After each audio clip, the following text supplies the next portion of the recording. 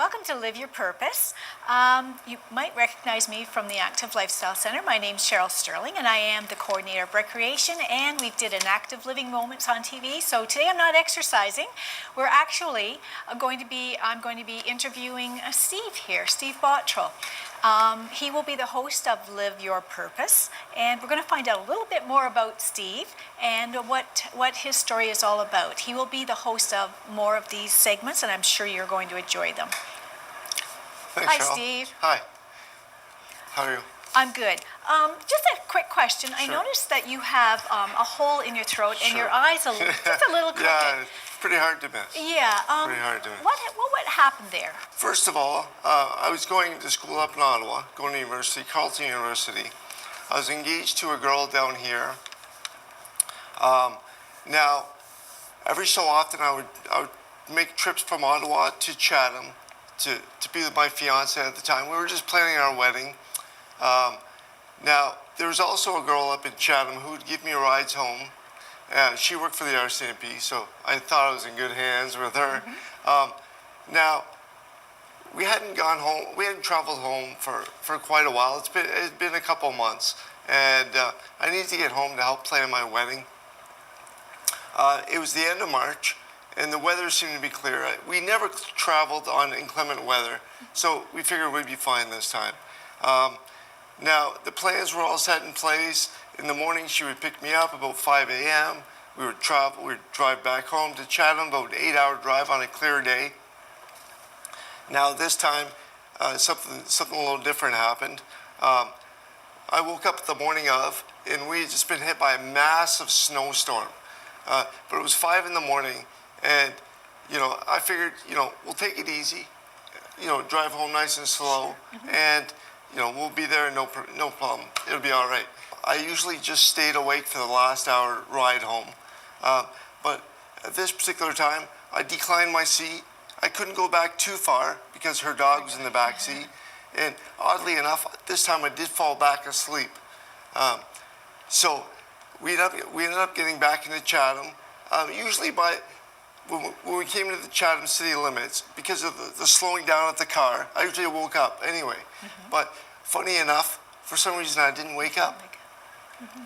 We got back into Chatham, got into the city limits, and I don't know if I mentioned this, but there was a snowplow strike at the time.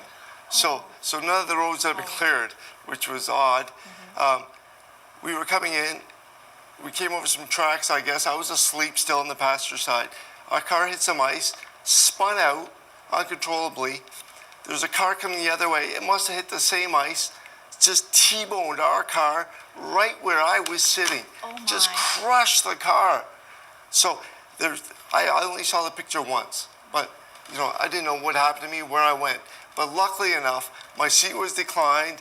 I was still asleep. See, I was asleep for the entire event. But all these coincidences that happened just seemed to work with me here, save my life. Oh my. I forget what time it was, but the ambulance was rushed to the scene. My father-in-law knew the paramedics, and he was talking to them afterwards. Yes. And they were saying, if there was anybody in that passenger side, they're dead. There's no way they survived. But funny enough, I was in the passenger side. Now remember, that car was crushed from this size to this size.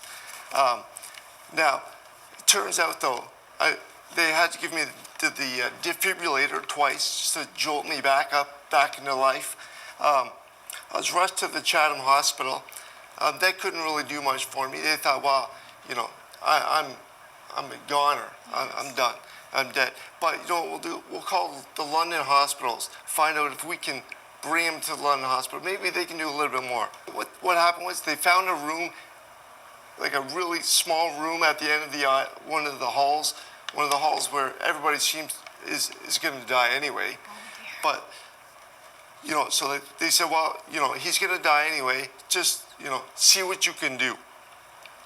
So my parents came down, my wife, my fiance came down. Everybody, they were expecting the worst, but I just kept surviving. And they don't know why. I just kept surviving. There's another purpose for me. Absolutely. another reason to live. About a week of surviving there, they said, okay, well, we got to ship him off to a rehab hospital. So they took me to another rehab hospital, Parkwood Hospital, which is amazing. So they took me there. They said, well, he's never going to walk again or talk again or see again or do anything. Just kind of see what you can do. Let's just do your best. Now, funny enough, they had me in a room up on the 3rd floor in all the rehab centers around on the lower levels. So that 5-minute wheelchair ride down was so much stimulation for my brain that I just fall asleep. As soon as I got to wherever I was going, I would just fall asleep. And now the therapists and others that were there were just kind of laughing and joking and saying, well, I can't believe this. They want us to try and fix this guy. He's asleep. He's never going to wake up. But, after doing this day after day after day, eventually my brain started to kick in and I started to rehab, get better and better. Yes. They said, well, he's never gonna walk again or talk again. But sure enough, I started to walk again. I started to talk again. You can notice my eye. I had double vision for the longest time. Before that, I was blind. I couldn't see a thing, which was horrible. So I got past the blind part, and then I started seeing 2 of everything. And that was really strange for me. But eventually, my brain started to heal itself, and then I was able to see 1 of everything. And then over the time period, I started to learn to walk again, talk again. And now every morning I would go by the nurse's station, right? On the way to the bathroom or wherever I would be going. And, my confidence level started to grow at this point. It started to get better and better. And the nurses, everyone could see it, and they would say, I don't know why they would say this to me. There's 2 reasons I suspect. They would say, Steve, don't worry if you don't get back to 100% because it was a horrific car accident you were in. Just be thankful you were alive. Be thankful. And you know what I would say?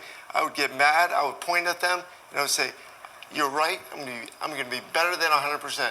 This was every morning. Every morning they would say that. And then they'd also say, well, 1 in a million people make it back to being 100%. I said, well, I'm the one. I am the one that gets back to being 100%. Mm-hmm. So then, now the reason why I suspect they kept saying this to me every morning was either to give me the internal motivation or to not let myself get too depressed if I didn't get back to 100%. Right. But I was so determined to get back to 100%. Mm-hmm. And for some reason, I knew I was going to get back to 100%. Now, when I was just coming out of my coma, or it's still in my coma, I could hear the doctors say to my parents, he'll never get to be 100%. They kept saying the same thing. They kept giving the worst case scenarios. He'll never play soccer again. He'll never walk again. And he'll never do this. He'll never be the same. But, for some reason, I heard that, and I said, I'm going to be better than 100%. I'm going to be better than what you think I'm going to be. And I had this surge of energy just come over me. I don't know where it came from, and now I was supposed to be dead. I don't understand why I heard this and where this energy came from. It was like this uprising of some kind of power. I don't know how to explain it. It's hard to explain. But so then I knew at that point I was going to be better than 100% because something inside me or external, I don't know what it was, it's hard to explain, told me that I was going to be better than 100%. And I kept telling everyone, I'm going to be better than 100%. I'm going to be better than 100%. Because I knew I had this just knowledge. How do you remain happy and strong and persevere? Yeah. It's amazing. How do you live your purpose now? What do you think your purpose is? Well, my purpose now, I feel that it's to inspire others to come and live their purpose, inspire others to talk to them and tell them what I've been through so that they can persevere through any challenge and any goal that they've set for themselves.